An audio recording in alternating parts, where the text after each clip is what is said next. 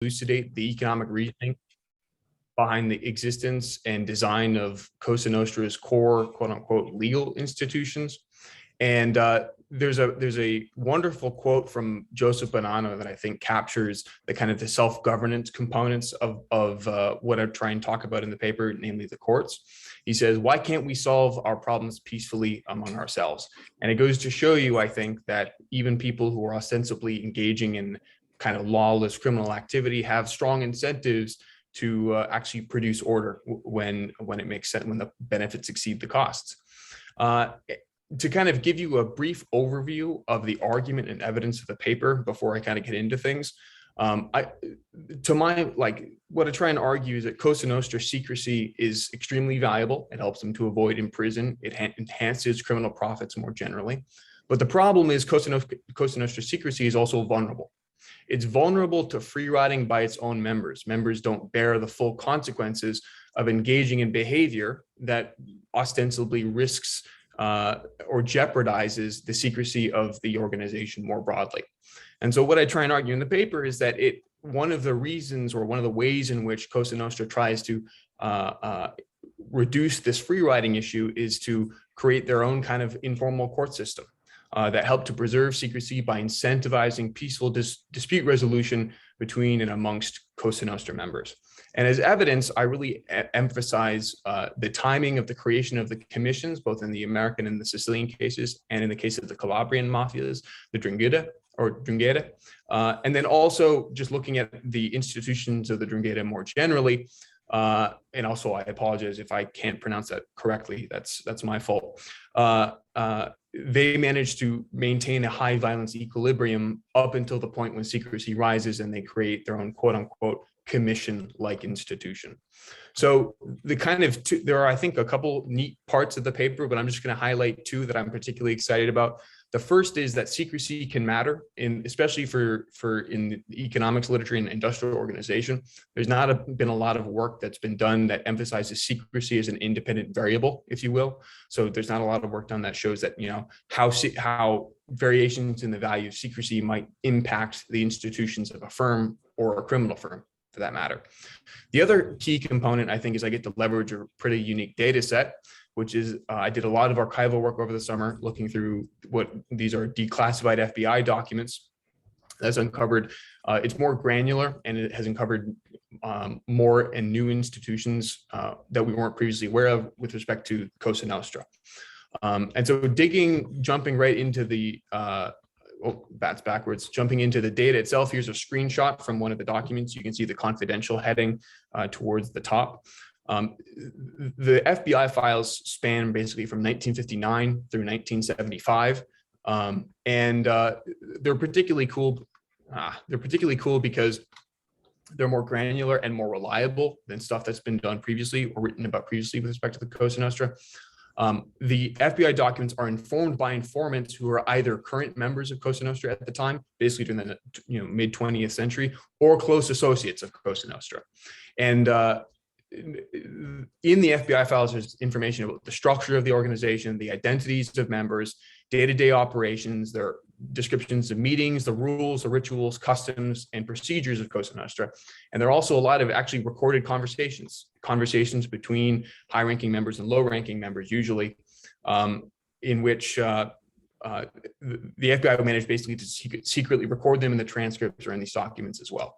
And one of the kind of what I consider to be the coolest part or aspects of these documents are detailed descriptions of these argument emenda, which are these Cosa Nostra, what I call the Cosa Nostra court system, and the kind of the crown jewel of the Cosa Nostra system, or this court system, the commission. And so much of the discussion that I'm going to be talking about over the next few minutes actually draws directly from these FBI reports.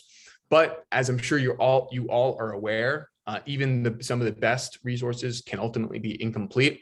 And so I also supplement my work with government stuff that I consider to be equally reliable or very reliable in any event. Government reports spanning from 1963 through 2006, and that includes stuff like congressional hearings, former court testimony by former members, reports by state crime commissions, in addition to a couple of autobiographies by former Cosa Nostra members, American Cosa Nostra members, and then mafia histories, especially, becomes particularly important in the evidence section. So I'm not going to spend a lot of time on the structure of the organization, because I'm sure that many of you are quite familiar with this diagram. The one kind of cool thing I like about this diagram comes straight from Salvatore Bonanno's autobiography. He emphasizes those who comprise the administration, which is namely the boss, the consigliere, and the captain. I'm not sure why he doesn't include the underboss. He doesn't explain why. Typically, I would understand him to be part of the administration as well. But there are two things I think I'd like to at least highlight on this. So first of all, the boss is an elected position, as is the consigliere, and the captains and underbosses tend to be appointed positions. And so there's an interesting kind of democratic mechanism that ensures that soldiers and the members who comprise the Cosa Nostra, get the leaders that they want, or deserve, you might say. So I won't spend, like I said, I won't spend too much time on the structure. I want to talk briefly about, Cosa Nostra more generally. At its height, there were 26 families in Cosa Nostra, usually one per city in the United States, with 5 concentrated in New York City. One of the things that I think is underappreciated, underemphasized with respect to the American Cosa Nostra is you can really think about them as a cartel comprised of many autonomous firms. Soldiers basically had an enormous amount of discretion and autonomy to basically go earn revenue however they could find it. And that was one of the things that made actually like describing and categorizing what it is precisely the mafia actually does quite difficult, especially when I was first getting into this project. It's like, I couldn't figure out what it is that they do, because as you can see, they do so much.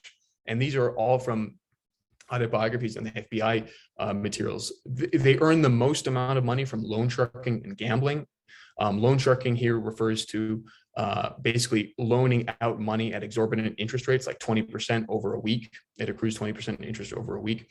But they also had an enormous amount of money invested and were often silent partners in legal and illicit businesses, apart from criminal racketeering and all of these other areas. So they also had interests in restaurants, bars, hotels, casinos, and even real estate.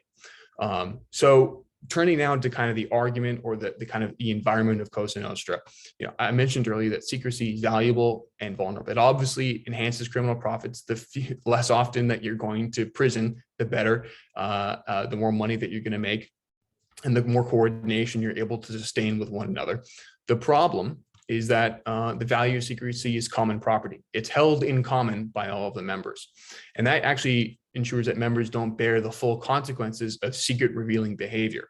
So consider an informant who's put in a compromising position. He's been asked by the police to rat out his fellow members. He bears all of the benefits. He captures all of the benefits from basically revealing all of the information to the police, and bears none of the costs. And conversely, the more he talks, the less he talks, the more secure everyone else is. And so that actually ensures that members have a perverse incentive to behave in ways that risk organizational secrecy. And it matters in particular, in the context of violence and the production of violence. What I argue in the paper is that among the many ways that members can jeopardize Cosa Nostra's secrecy, violent disputes were among the most serious threats. It's very straightforward. Violent disputes between members. If a member shoots another member, or in the process of shooting another member, accidentally kills an innocent civilian, that's going to attract immediate and law enforcement attention, which is going to attract investigations and potentially lead to the arrest and incrimination of a whole bunch of high-ranking members. So violent disputes are obviously costly to the organization, but why are they particularly costly to Cosa Nostra? Well, there are two important reasons. First of all, these, as criminals, whenever they enter an arrangement or an agreement with another criminal, most of the stipulations that they might otherwise like to kind of include in a formal contract remain unspecified and tacit and implied, because they can't write down the contracts that they might otherwise like to write down, because they risk incriminating themselves. And so as a result, when you enter a partnership as a mafioso or as a mobster with another mobster, you basically need to have some sort of tacit agreement that we can't like delineate the responsibilities of this arrangement right now. We'll just try and figure it out later. And that is de facto a dispute. And so the kind of the natural specification of contracts within the criminal environment ensures that disputes occurred with great regularity. And the other key point is that not only did disputes happen frequently, but any single dispute was likely, and the mafia, or rather the FBI files, support this condition. They often describe the families as constantly trying to cope with dissension. There's considerable strife within the families. There's always territorial disputes, as well as disagreements as to the apportionment of profits. If you read Valachi's autobiography, not the one that's looks really nice and polished, but you actually read the one that he wrote himself by hand, it's full of problems. Like, there are always problems going on all the time. And this is in part due to the underspecification of contracts. The other key component is not only did disputes happen frequently, but any single dispute was likely to escalate into violence, partly because these guys were trained to use violence. It was part of enforcing their cartel arrangements. And it was also, basically up until the mid-1950s, members were required to commit a murder prior to being initiated. After the 1950s, even though they loosened that requirement, members were expected at a moment's notice to commit murder if called upon. Okay. And so when you have a comparative advantage in using violence, then when you get into a heated argument, you have a relatively lower cost of resolving that dispute in a violent manner. And so as a result, these two conditions, these two kind of features of the Cosa Nostra contract or environment ensures that violent disputes were a serious threat to Cosa Nostra secrecy at a general level. And what I try and argue in the paper is that Cosa Nostra had an institutional solution, what I call Cosa Nostra courts, or more formally, they were called argumenta, that helped to incentivize peaceful reconciliation and thereby preserve secrecy.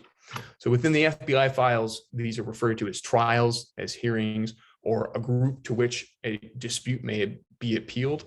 And there's an enormous amount of emphasis within the FBI files on not having members settle disputes themselves, but rather to, in the event that a dispute occurs, they immediately, between two soldiers, for instance, they should immediately notify their captain. There's a lot of the implication is that members or higher ranking members are kind of very cautious about disputes, and they really don't want things to get out of hand particularly quickly. So to kind of getting a little bit more into the fine-grained details of these argumenta, you could basically call a trial over anything, whether it be infractions of honor or business disputes. It was quite frequently the case that it happened, two partners got into fight as to the division of criminal profits, whatever those might be, or like who had territory to what area and what have you. And they tended to follow a relatively formal procedure. When you had two soldiers get into a dispute, it was required that they then report it to their captains, and the captains would try on behalf of the low-ranking soldiers to try to come to some sort of informal, mutually agreeable arrangement. But very often that didn't happen. And so the captains would then have to basically take that problem, that dispute, to the boss, at which point he would say, okay, this is a serious issue. He would actually set a trial date, if you will. And on that trial date, the boss would preside over the trial as a judge. And you would actually have the two groups, the two litigants sitting on either sides of the room. And the captains would basically act as representation. They'd act as lawyers and actually try and make arguments on behalf of their clients, namely the low-ranking soldiers. And it tended to be the case, at least customarily, that the soldiers couldn't say anything. It was just the captains who were doing most of the talking. And the judge would sometimes consult with the other members of the administration who were supposed to be present there. That didn't always happen. Being a criminal is demanding, and therefore they couldn't always attend. But the boss tended to be there. And after evaluating arguments on both sides, it was customary for him to try to come to some mutually agreed upon compromise amongst the members. Now, he could also, in the event that wasn't always feasible, he also had the authority to enforce the conclusion with the threat of force. But he often tried to, again, reach some sort of consensus. And this is echoed in Salvatore Bonanno's book in the context of the commission, where the commission made decisions through majority rule. but they very often tried not to reach that sort of equilibrium. They always tried to reach some sort of consensus. And we'll talk a little bit more about the consensus in a minute, or rather the commission in a minute. So one of the key questions that would often be in the minds of the soldiers is, how can we produce, or how can we trust these fair trials, these argumenta, to produce fair trials? And this is a problem for the bosses in particular, or the organization as a whole, because if they did a bad job of resolving the dispute, then it was ostensibly left unresolved and the threat of violence remained. And so Cosa Nostra had two other institutions that helped to incentivize high-ranking members to value peaceful reconciliation. And one, they had first had the encompassing interest, and two, their own quasi, quote unquote, Supreme Court, or the commission. So the encompassing interest is what I refer to as the bosses receive a percentage cut of any criminal profits earned by low-ranking members. So soldiers would pay like 10% up to the captains, who would then pay another percentage up to the boss. Not a fixed wage. It was customary that they paid a percentage. And that's really important, because it ensured that boss income was disproportionately harmed by declines in Cosa Nostra secrecy or the profitability of the organization as a whole. Suppose that everyone's profits go down 10%, your income might only go down 10%, but the fact that the boss gets, 10% of everybody's stuff ensures that he's hurt the most by that decline in profits. And so that actually gave a boss a very strong monetary incentive to find mutually agreeable outcomes during the disputes. The other component and really important institution was the quote unquote commission. It was a formal judicial panel of the 9 most important bosses historically. That number's declined with time, but historically it was 9 of the most important bosses in Cosa Nostra, and its express purpose was to keep the peace amongst the families. It could also act as a court of appeals. So in the event that a boss was kind of ruled incorrectly or had some sort of bias in his decisions, the dispute would remain unresolved, and you could actually take it to the commission, and they would make some sort of final declarative decision, and there was no one above the commission. And obviously bosses didn't want to be overruled because they're elected and their reputation will be harmed as a result. So it kind of gave bosses it kind of checked the incentive of bosses to self-deal in ways that, or rather to kind of rule in ways that might be considered by other people, by external observers, quote unquote, arbitrary and capricious. So the other thing I want to highlight very quickly is the efficacy of these argumenta.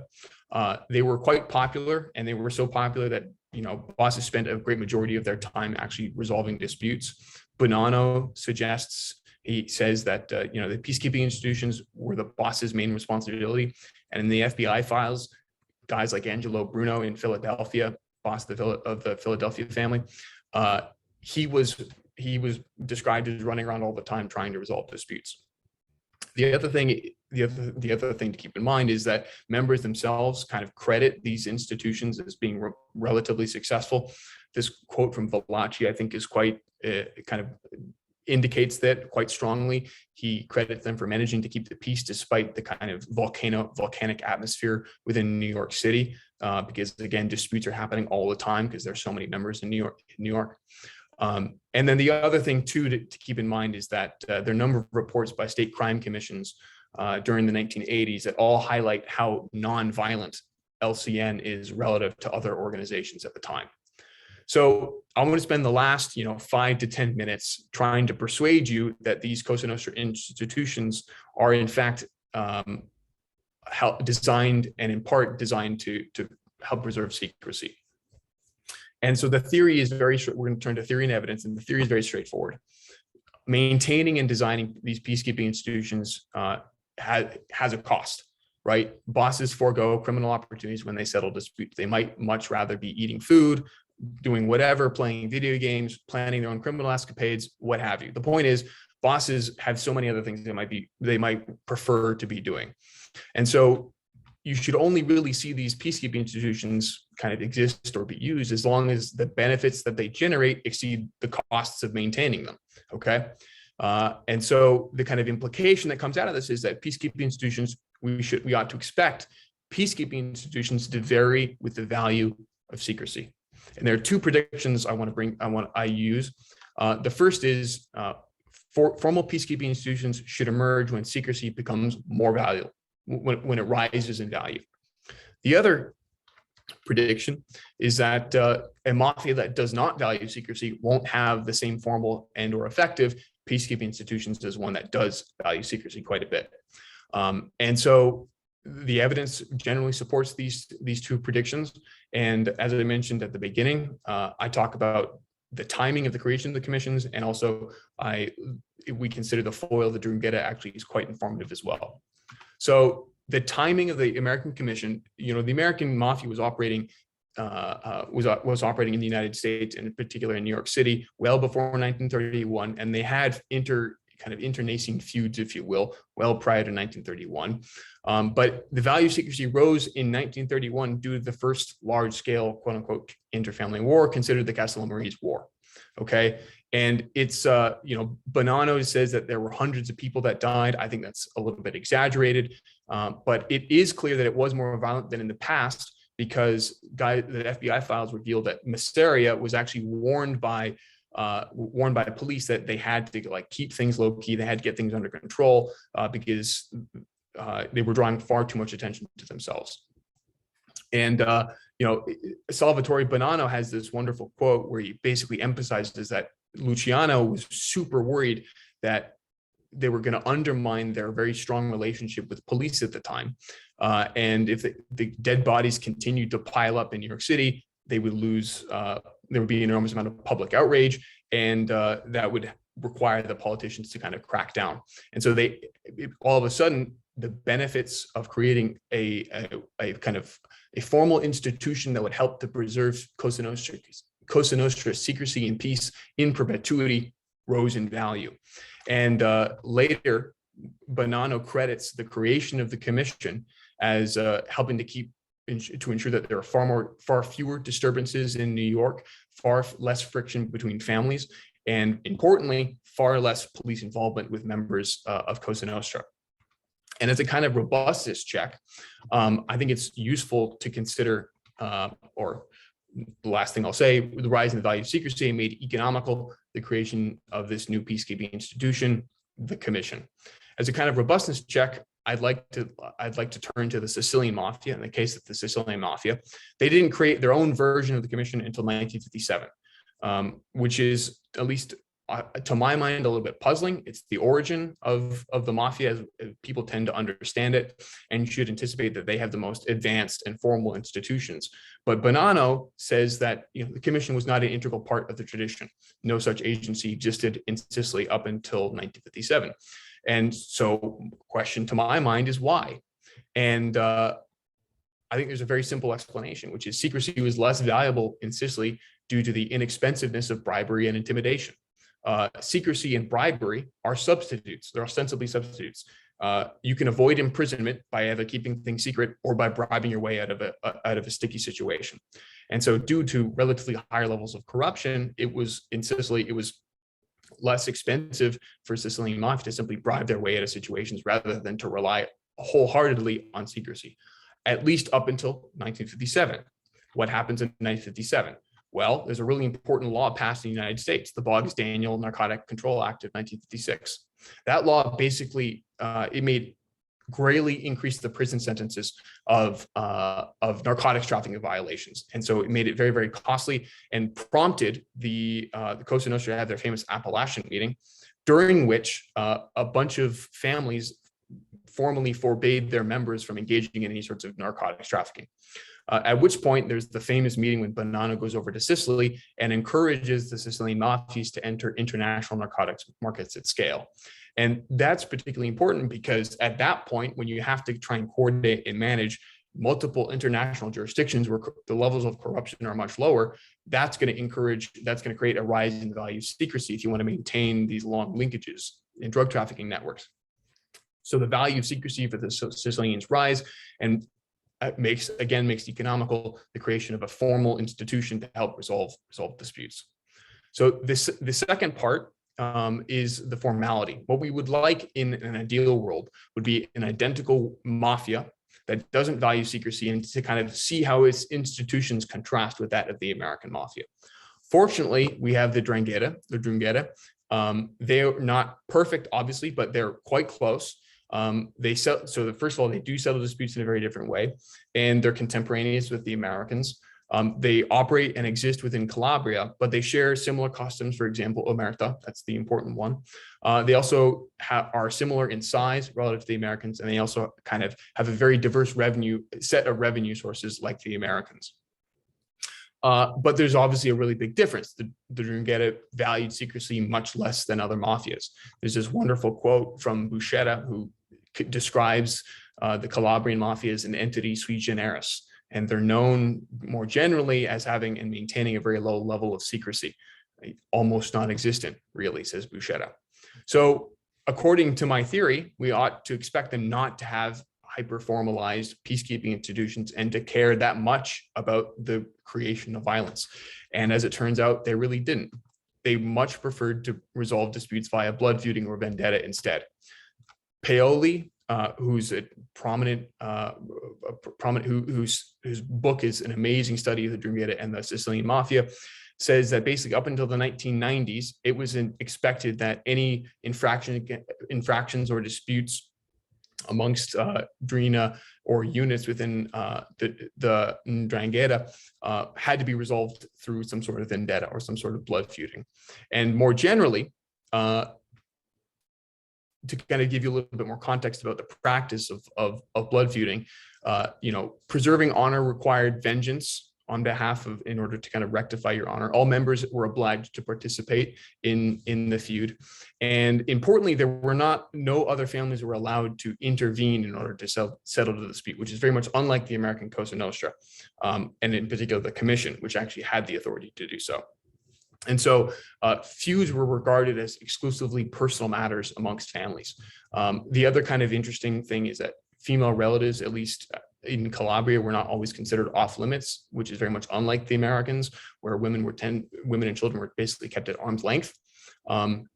This is very different in Calabria, where they could be held accountable for the sins of their relatives, and relatives who are members in particular.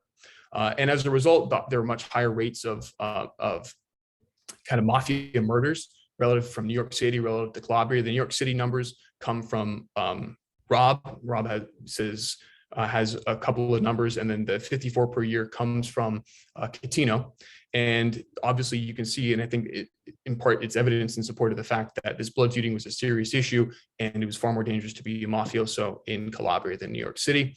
And there's a wonderful quote from Siebert in which he says that from a public official who's basically complaining about all of the feuds happening all the time, and it's a serious issue. And so basically they kind of maintained this kind of high violence equilibrium up until the 1990s, when they formally institutionalized their own version of the commission. Again, it's La Provincia. In 1991, at the end of a very violent war, it was, at least from what I understand, the most violent war within the 'Ndrangheta. It had 700 deaths. It accumulated 700 deaths versus 233 deaths versus previous wars. And the commission was kind of unique for the 'Ndrangheta in that, much like the American Commission and much like the Americans were generally, it established a very strong principle that if disputes rises of any kind or for whatever reason, there's to be no recourse to arms before the disputes had come before the commission for evaluation. And it basically, again, sees the authority, it allows the commission to intervene in order to keep disputes low grade. And it had the express authority to intervene. And Catino and Paoli indicate that since the creation of the commission, feuding has become less frequent. So I have 1 minute left, and I'll turn to my second to last slide. To kind of reiterate the key contributions. I try and emphasize the importance of secrecy for the institutions of a criminal organization. I don't think there's a lot been done that's focused on secrecy as a kind of how secrecy might impact, changes in the value of secrecy might impact a criminal firm or even a legal firm. And again, I've got this awesome data set, which I encourage you to go out for everyone to look at. It's compiled by the Mary Farrell Foundation. I don't have a link to it here, but you can Google the Mary Farrell Foundation. You might have to pay $80 so that you can use and download the documents, but it's well worth it. And with that, I'm going to finish there. You can just scan that and it'll take you to my website. You've got my email and a link to my website where the paper is. So thank you very much. And I'm really looking forward to the conversation.